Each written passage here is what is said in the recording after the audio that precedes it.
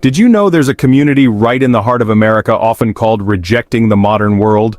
The Amish live simply, shunning modern conveniences. But beneath this modest exterior lie secrets that will leave you astonished. Imagine a courtship tradition where couples share a bed but aren't allowed any physical contact.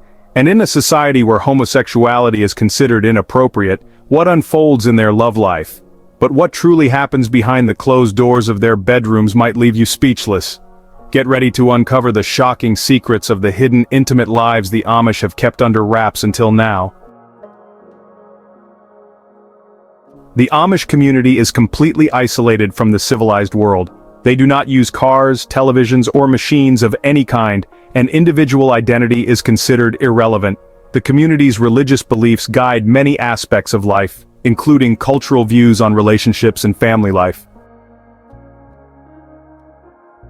Homosexuality is considered inappropriate, on par with other behaviors that the Amish believe are contrary to their interpretation of the Bible.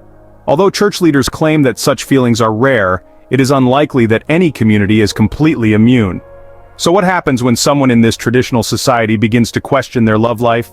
Public admission is virtually unheard of. Deeply held beliefs that view such tendencies as undesirable create an environment where few feel safe expressing them. Young Amish people who want to live out their identity risk losing their families, their communities, and the only life they know. These people are faced with emotions they have been taught to suppress and are not accepted. Facing this often leaves them without companionship.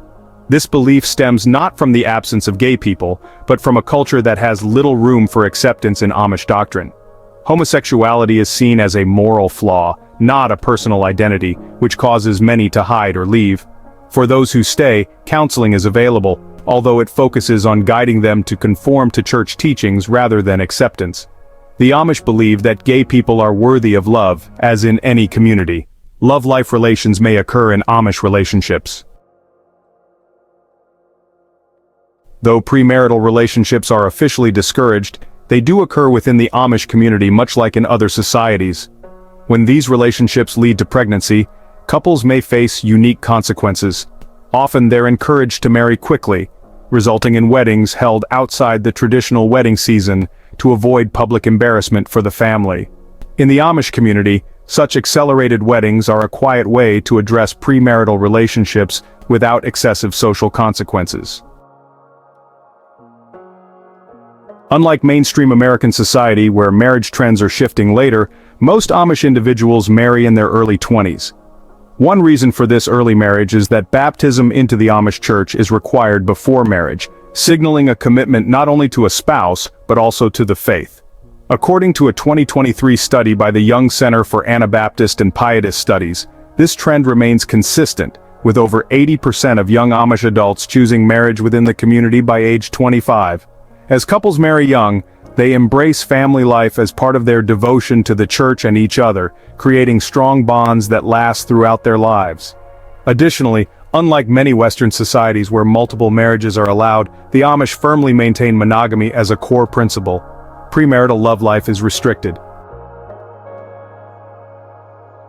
Where life is guided by simplicity and modesty, certain topics, especially those related to romantic activity, are often left unspoken. In contrast to mainstream education where sex education is a regular part of the curriculum, Amish schools avoid the subject entirely. This silence around sex education is not merely a school policy but part of a broader cultural value. Instead, Amish children and adolescents gain a basic, informal understanding of reproduction by learning for themselves. They observe the behavior of farm animals to satisfy their own curiosity, or they talk to friends and overhear adult conversations. As a result, Amish approach adulthood with a gradual, somewhat fragmented understanding of reproduction. This piecemeal learning method contrasts sharply with the more structured, fact-based education provided in non-Amish communities. This lack of formal sex education raises significant questions. How do young Amish adults enter marriage and family life without the knowledge typically gained from structured education? According to experts like Dr. Donald Krill from the Young Center for Anabaptist and Pietist Studies, this knowledge gap can lead to misunderstandings and challenges for young Amish couples entering marriage without a clear understanding of reproduction, consent, and bodily autonomy. Many Amish women in particular may feel unprepared for the realities of marriage and family life. Imagine stepping out of a world where horse-drawn buggies replace cars, technology is almost non-existent, and life revolves around faith, family, and tradition. For young Amish, this isn't just a dream, it's a transformative period where they're given a rare taste of the outside world. Rumspringa, often romanticized as a time of freedom, is more than just an escape from the restrictions of Amish life. It's an intense, deeply personal journey where young Amish men and women explore what it might mean to step away from their way of life. They might try modern fashion, embrace social media, or even indulge in things like parties, alcohol, or dating. Rumspringa allows these young people to test boundaries, yet with the expectation that they'll come back, often more committed to their faith and family. But for some, this period of exploration brings up challenging questions about who they are and where they belong. Interestingly, studies on Amish retention rates reveal that an overwhelming majority, up to 90%, choose to return to the community embracing baptism and committing fully to life. This statistic shows the powerful pull of family and faith, even in the face of a world that offers vastly more freedoms. For those who don't return, the choice can mean separation from family and an entirely new life in an unfamiliar world. What would you do if you had a chance to experience life outside everything you've ever known? Would you explore the modern world, or stay committed to tradition? Let us know in the comments. What would your Rumspringa look like? For Amish parents and teachers, shielding children from topics of romance is seen as a way to protect their innocence and reinforce the community's values of modesty and chastity. This approach keeps the boundaries of appropriate knowledge tightly controlled, but it also places a heavy reliance on informal learning and shared cultural norms. Such a system reflects a long-standing belief within the community that less exposure to worldly topics fosters a closer connection to faith and tradition. What do you think about the Amish approach to removing sex education from the classroom? Is it justified? If you agree, comment number 1. If you disagree, comment number 0. Share your thoughts in the comments below, we'd love to hear your perspective. But in Amish culture, a unique practice called bundling offers an entirely different approach. Bundling is a centuries-old tradition where a courting couple spends the night together fully clothed in the same bed. However, the rules are clear. While they may lie close, physical contact is strictly off-limits. Bundling is intended as a premarital ritual that allows young men and women to talk freely and form an emotional bond without the pressures or distractions that physical intimacy might bring. By creating an environment focused on companionship rather than physical connection, Amish culture provides a unique pathway for young couples to explore compatibility in a way that respects their values and traditions. Typically, couples who bundle might lie in the same bed, separated by a board or barrier to prevent any accidental contact. Sometimes they might even be bundled into sacks to ensure they remain separate while still sharing the bed. In other cases, 2 beds may be pushed together, allowing proximity while still maintaining a physical boundary. The idea is to remove any temptation for physical intimacy, focusing instead on creating emotional closeness. Emotional connection is prioritized over physical attraction in courtship, underscoring the community's values of modesty and restraint. In an environment where arranged marriages are common and formal sex education is non-existent, bundling serves as a socially acceptable way for couples to spend time together in a controlled setting before making a lifelong commitment. Historically, bundling was not unique to the Amish. It was once practiced in other societies in Europe and early America. However, as societal norms shifted, the practice faded elsewhere, but it still finds a place within the Amish tradition. Over time, some more modern Amish communities have moved away from bundling, allowing for other forms of courtship that align more closely with today's customs, like supervised dating. However, bundling remains a fascinating example of how Amish customs prioritize emotional connection over physical contact in relationships. For the Amish, life is often guided by faith, tradition, and a belief in the natural order. This perspective traditionally extends to family planning, where many Amish families believe in leaving it in God's hands.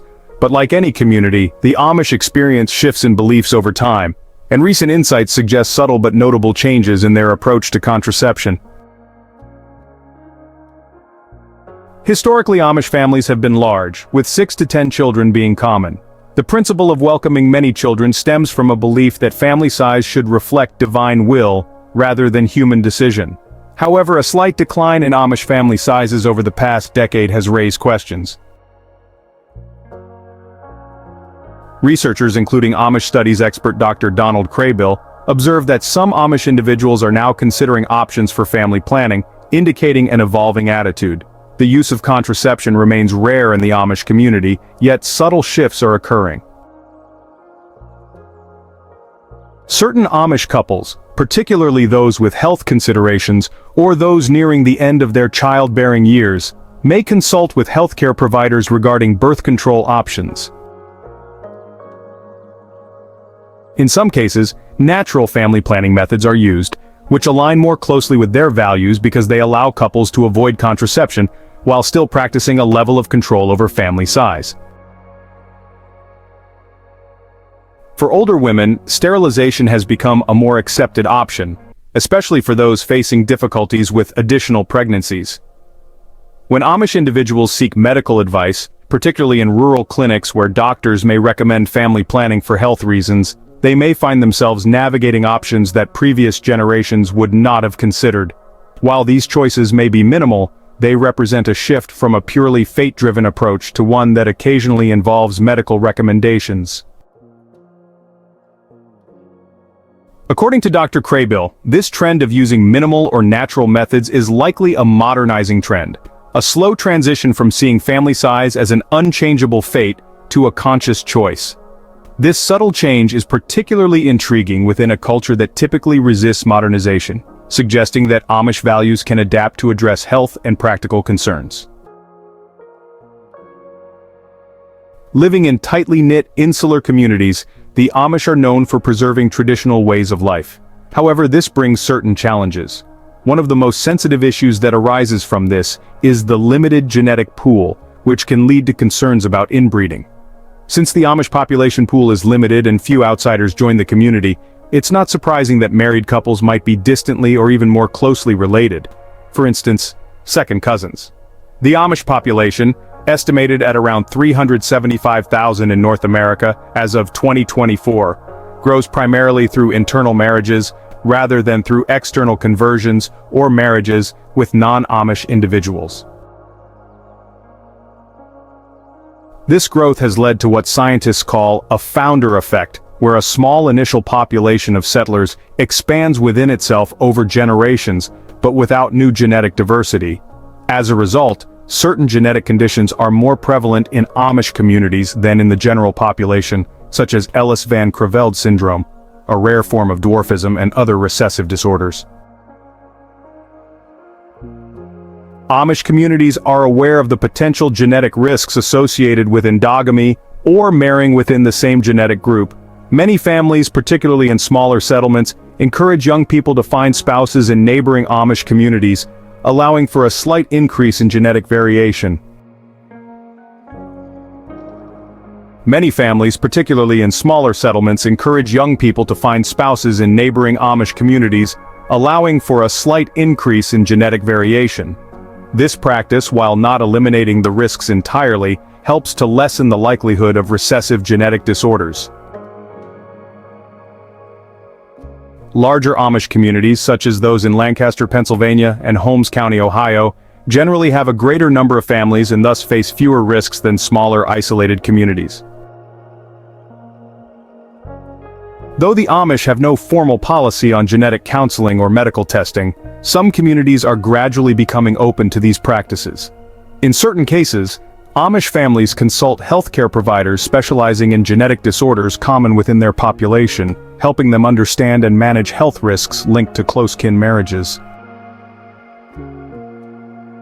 The issue of inbreeding brings complex social dynamics into focus. The Amish emphasize tradition, family, and community bonds, so marrying outside the group is rare. However, in smaller settlements where marriage options are limited, younger generations face the challenge of being closely related to potential partners. As a result, some Amish youth are encouraged to visit other communities or attend larger gatherings to meet young people from different settlements. Researchers have long studied genetic conditions among the Amish to understand how isolated gene pools impact health, leading to advancements that benefit both the Amish and the broader medical community. Medical professionals working with Amish families have developed methods that respect their values while helping them manage the challenges of limited genetic diversity. In a similar vein, the absence of sexual education creates a situation where Amish individuals, especially women, find themselves vulnerable. At the heart of this system is a patriarchal structure where men hold primary authority within the family and community, often influencing the daily lives of Amish women. In this setting, traditional views shape expectations within marriage, including those around love life and consent. For Amish women, the role of submission is taught from an early age, with values of obedience and modesty reinforced throughout their upbringing. As they enter marriage, many Amish women face an expectation of fulfilling their husband's needs as part of their marital duty. The absence of formal sex education in Amish schools means that many women enter marriage without a complete understanding of their bodies, reproductive health, or the concept of mutual consent. This lack of understanding can lead to difficulties that leave women uncertain about their rights in marriage. For men too, the cultural silence around these topics fosters an environment where traditional expectations go unchallenged, reinforcing the belief that romantic activity within marriage operates solely on the husband's terms. This environment also places difficulties on young Amish women, who may feel that maintaining their role in the family depends on adhering to these expectations. Those who attempt to speak up often face stigma, with community norms discouraging open discussions about personal or marital concerns. Some former Amish women have shared their stories, raising awareness about these issues and calling for a more balanced perspective on consent and autonomy. Their accounts, shared through books, online platforms, and documentaries, shed light on the restrictive nature of traditional Amish marriage expectations. As more individuals bravely leave the Amish community, they are revealing the deeply ingrained patterns within this closed-off society. These testimonials have sparked calls for support and change, especially for those facing difficulties in their marriages. Organizations and support networks are emerging to advocate for Amish individuals, particularly women who need assistance navigating these challenges. These groups offer resources, counseling, and a platform for sharing stories. In light of these changes, there is growing hope that increased awareness will lead to shifts within even the most isolated Amish communities. While the patriarchal structure remains foundational to Amish society, ongoing discussions about autonomy and the importance of consent are beginning to reach the community's edges. This marks a subtle yet significant move toward acknowledging personal boundaries and respect within marriage. Leaving the Amish community is a decision with significant implications and often brings major changes to an individual's life. This process, sometimes referred to as separation from the community, involves stepping away from family, friends, and a familiar way of life. For many Amish individuals, connections to their community are deeply interwoven with their personal identity. The choice to leave, whether for personal freedom, new experiences, or a different lifestyle, is a journey that is both unique and challenging. For those who decide to explore life outside the community, the traditional practice of mayoni, or shunning, often leads to a form of disconnection from their former life. This process typically involves reduced social contact. Individuals may no longer attend family gatherings, church services, or community events. Family interactions may also become more distant, such as dining separately or limiting certain types of communication. This separation is intended to maintain the community's values, sending a message that choosing a life outside the Amish way can mean significant changes in relationships and connections. For many Amish individuals, family bonds hold deep significance, and the possibility of separation carries immense emotional weight. The impact of distancing from family and friends is often challenging. For some, this sense of loss may lead them to consider returning to the community after leaving. The decision to leave the Amish community brings emotional challenges that can be profound. Individuals often lose close connections with family, friends, and the unique cultural identity they grew up with. For those raised in these close-knit communities, stepping into modern society often means starting from scratch. They must learn new skills and adapt to lifestyles that may feel unfamiliar, which can sometimes be overwhelming. However, with resilience and support, many ex-Amish individuals successfully navigate this transition, finding ways to blend their upbringing with the opportunities of the wider world. Leaving a tight-knit community involves a delicate balance between seeking personal freedom and letting go of familiar traditions. For some, finding love with someone outside of their community adds complexity to this decision. Relationships can be a strong motivation for change, but they also increase the emotional weight of leaving. Stepping away often means embracing a new life and potentially distancing oneself from family and friends. Organizations like Mission to Amish People, or MAP, offer support to former Amish, helping them navigate the world outside their community by providing resources, housing, and basic education. Some former Amish individuals turn to online platforms to share their stories with a global audience, raising awareness about the emotional and social costs of leaving. If you enjoyed today's content, please hit the like button and don't forget to subscribe to the channel. Your support means a lot to us.